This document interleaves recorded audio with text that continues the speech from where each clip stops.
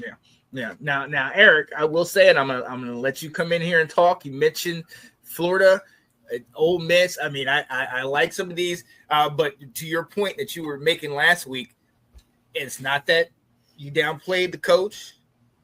It's more that schedule. They have a gauntlet towards the end of that, towards the middle of the season, where they have go to LSU, go to Miami, come home to play Texas, go to Texas A&M. You have Mississippi State at home, an open week, and then you have Georgia. I mean, that anybody can get through that. I mean, obviously, you would think they're a favorite, but realistically, he is, I believe, 1-9 against the teams like the Georgias, the Florida States, the LSU's, Miami's, and Tennessee's in there. He's only beaten Vandy, Mississippi State, South Carolina in 2023. He has struggled. We know that he has struggled, and this gauntlet doesn't look like he's helping. But to their point, does he have the team this year? Like, can they turn it around, or is this a hey, he did good, but that schedule is just unforgiving? Roster hasn't been a problem since he's been there. Now it's a problem from the standpoint, do the guys fit your system? Do they fit your program? But as far as talent, he hasn't had a problem recruiting since he got to Florida. They've been stockpiling. So there's no doubt about that in my mind. Again, I was a bit too thrown off and shocked just by what came across as sheer belief in them that, I was probably big deer-eyed and like, what in the heck is going on right now?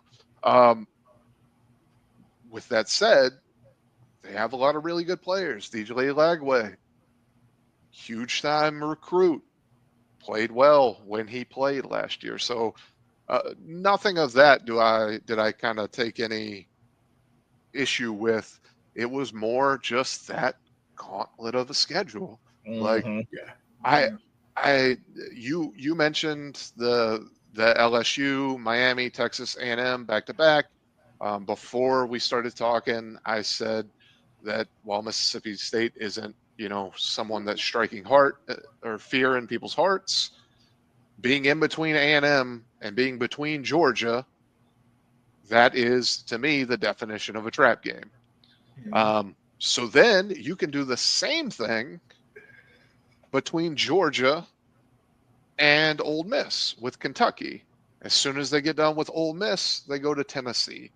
So without a program that's just been established and proven, like if you gave Georgia the schedule, I still have a hard time seeing them come out without 2 losses. And they are a model of consistency. So I think Florida could very well, by the end of the season, be a top 12, top 10 team.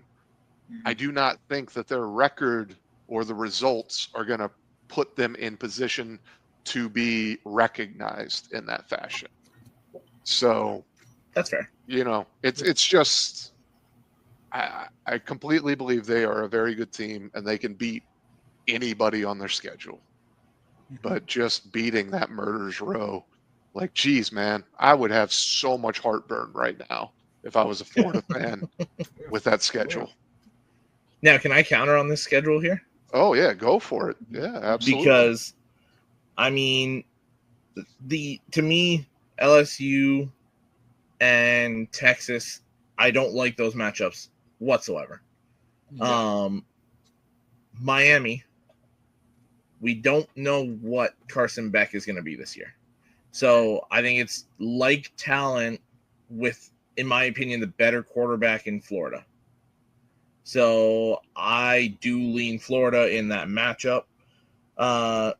Same with now. The thing is, you're going to Miami, you're going to Texas A&M in this next one, which could sway it in those other teams' favors. But again, like matchup, better quarterback for Florida. Georgia, I think it's the same thing. I think Georgia's a really good team. I think Florida's a really good team, like roster-wise. The better quarterback is in Florida. He outplayed Beck and them when he was in the game last year. So before he got hurt, they were beating Georgia. They had a handle on that game.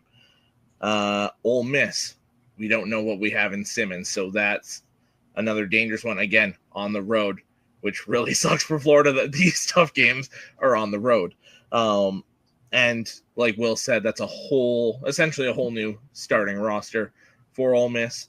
Now it's later in the season. If it was earlier in the season, I'd almost definitely give the win to Florida there. Tennessee, better quarterback in Florida. You're at home. I think they win that game. Florida State, sorry, Ben, they're not on that level quite yet. I like what they're rebuilding there, but they're a year or two away yet. So I think with Florida this year, there's so many games that are what, especially if you listen to Joel Klatt, he calls those like matchups where it's even rosters, and we're going to see from Napier and Legway, can they win these games this year? It's going to be a big test for both those two. So, that kind of begs the question, though. Again, part of what I said was they can beat anyone on that schedule. You think they're going to beat most people on that schedule? Because that's kind of what I'm at least reading into what you're seeing there.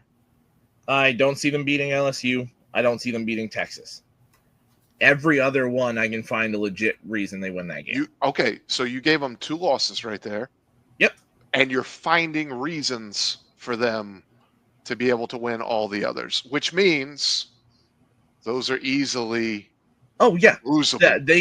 They could be 10-2. They could be 5-7. Like it's a very wide margin of record for them this year. Yeah, I get what you're saying, and I definitely respect it. And I believe that you've got a great mind for all this, but I have a very hard time seeing them get more than 9 wins.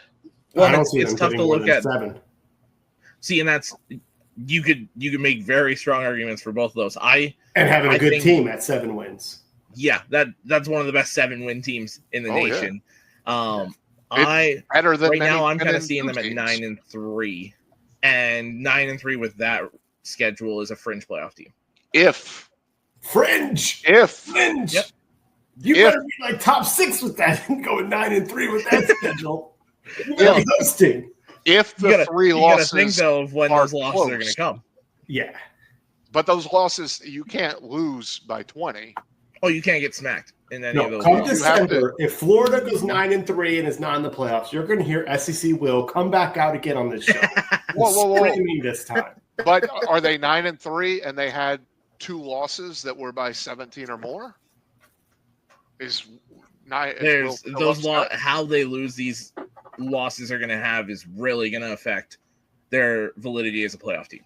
Yeah, because they could have weeks where they just outright dominate. Maybe they come out and they dominate Texas, and then they come out the next week and all of a sudden they aren't the same team against A&M. So yeah, well, and I think this year you're going to see a 3-loss playoff team. I think there's so much variety in college football this year. Yeah.